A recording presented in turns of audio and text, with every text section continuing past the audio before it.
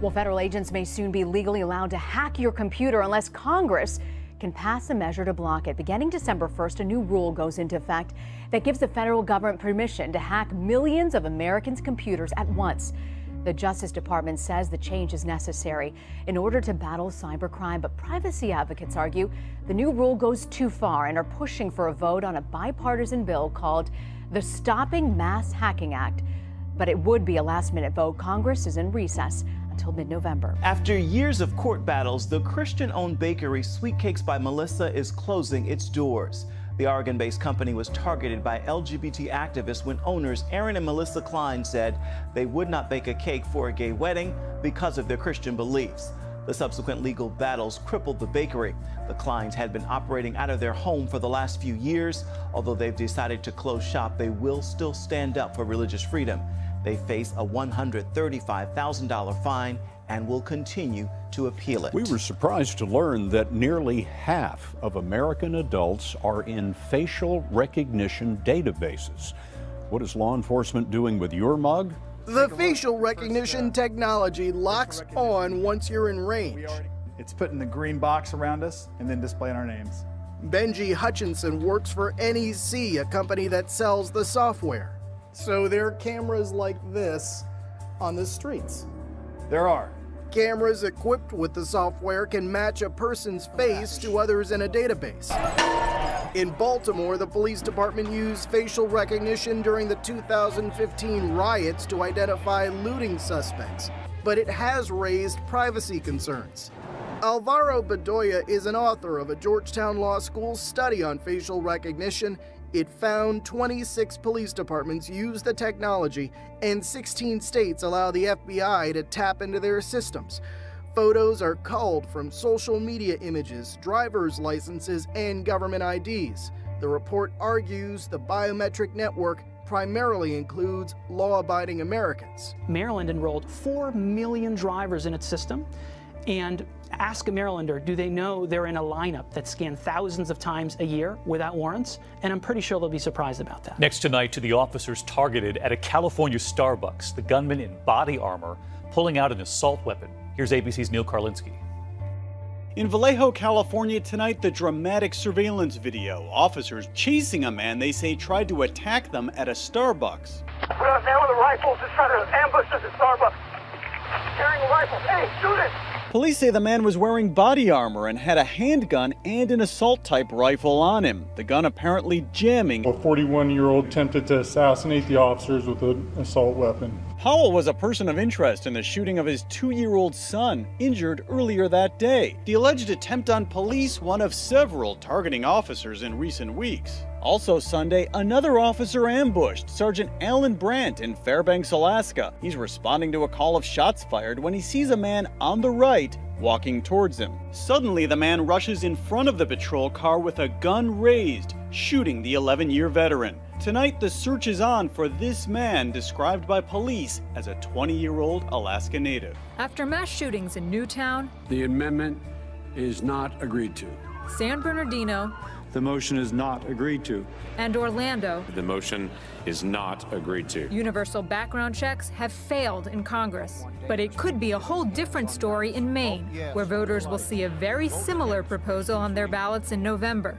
David Trahan runs the Maine Gun Rights Organization and opposes the measure. I could easily be charged with a felony and lose my right to own firearms simply for letting a friend borrow a firearm for hunting.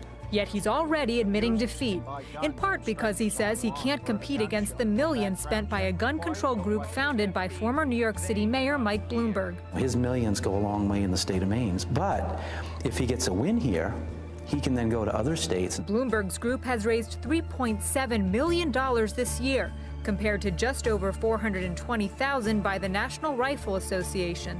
While Bloomberg declined an interview, he said this to Face the Nation in 2014. The vast preponderance of the public does not want criminals, minors, or people with psychiatric problems to be able to buy guns. Polls show overwhelming majorities of Americans support expanding background checks. So in some states, a ballot initiative allows voters to decide instead of lawmakers who fear the NRA. David Farmer is a gun owner who runs the Bloomberg-supported group in Maine. Do you think other states can see this and say, here are ways to get around the 8-gun lobby? Right. Is a chink in the NRA's armor? The power still really does remain with the voters. And if they want change, you can make it happen. Close the background check loophole! In 2014, that's exactly what happened in Washington state, where the background check initiative easily won. Bloomberg's group and others spent over $10 million compared to the NRA's $489,000. Sources from gun rights groups tell us the reason the NRA didn't spend more was they knew they were going to lose. And that's Trahan's fear for November. We're going to be a truly David versus Goliath fight here. A recent poll shows that 41% of American voters believe the presidential election could be stolen from Donald Trump. More WikiLeaks emails and a new undercover video have raised additional concerns about the fairness of the upcoming vote. Our Gary Lane has more. For weeks, Trump has warned that this presidential election may be rigged, and he has good reason to be concerned.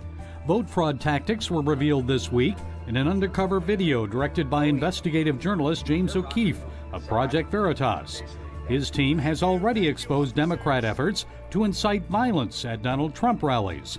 In part 2 of their video, the former deputy national director of People for the American Way explained how Democrat operatives organize people to cross state lines and cast their votes. He said fraud is easier to prove if buses are used. So instead, Democrat operatives use fleet cars to bring in the illegal out-of-state voters. Use shell companies. Yeah. Cars come from one company, the paychecks come from another.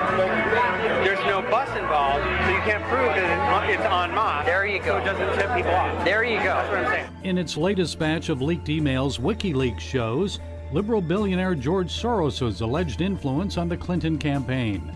Soros was mentioned more than 50 times in emails of Clinton campaign chairman John Podesta. Also, the Daily Caller reports Soros has deep ties to the British-based voting technology firm Smartmatic. The company has control over voting machines in 16 states, including the key battleground states of Pennsylvania, Colorado, Florida, and Michigan. And another leaked Podesta email demonstrates his lack of concern for potential voter fraud. Podesta is quoted saying, "If you show up on Election Day with a driver's license with a picture, attests that you are a citizen, you have a right to vote in federal elections." The District of Columbia and 12 states, including California, allow illegal immigrants to obtain driver's licenses. And get this, nearly 1 in 4 younger Americans between 18 and 35 are so unhappy with the choice between Trump and Clinton. Reuters reports they said they'd rather have a giant meteor destroy the Earth than see either one of them in the White House.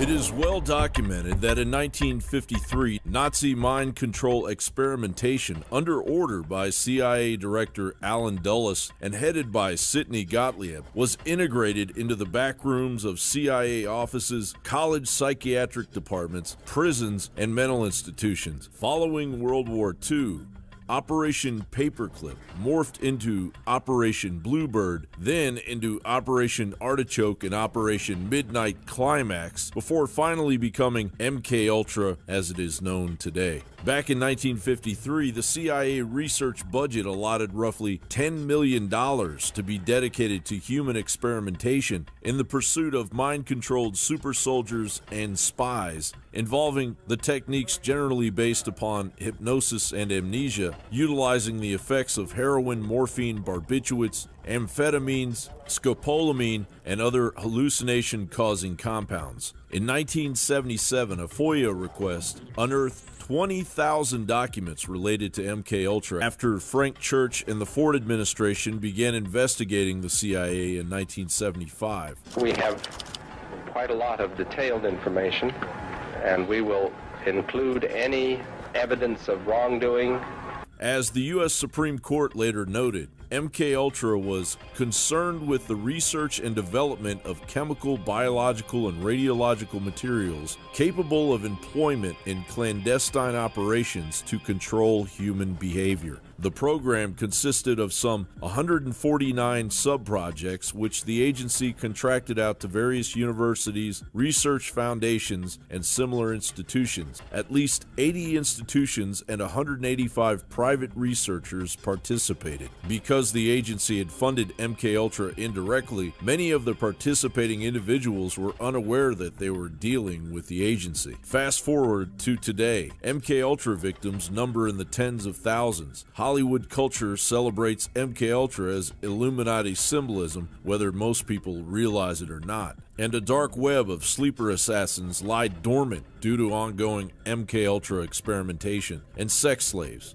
Their free will broken under extreme stress from MKUltra experimentation walk amongst the highest seats of power, submitting to their handlers' bidding. That is why Cathy O'Brien's story, as inconceivable as it may be to the average American, is important today. I delivered this cocaine to a remote airport in Ouachita Forest, which I've since identified as Mena Airport.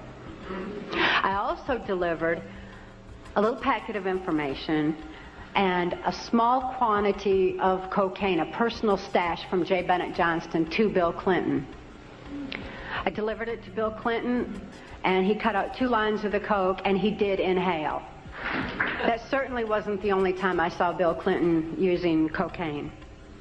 My sexual experience with Bill Clinton was extremely limited, in spite of the fact that I was a sex slave. It was my experience that Bill Clinton is bisexual, leaning far more towards a homosexual end. All I've ever seen him involved in was a homosexual activity, with very limited experience with him myself. Whereas my experience was much more prevalent with Hillary Clinton, because Hillary is also bisexual, leaning more towards a homosexual end, and it was she who accessed my sex programming to fulfill her perversions. Be aware that Hillary is very much for mind control.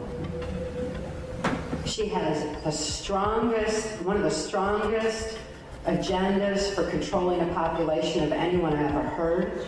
As detestable as Trump's indiscretions may appear to the average American, through the lens of a monopolized and propagandized media that Goebbels would be proud of, Trump's supposed war on women pales in comparison to the claims of rape, drug trafficking, and full-blown racketeering made against the CIA-backed Clinton crime family.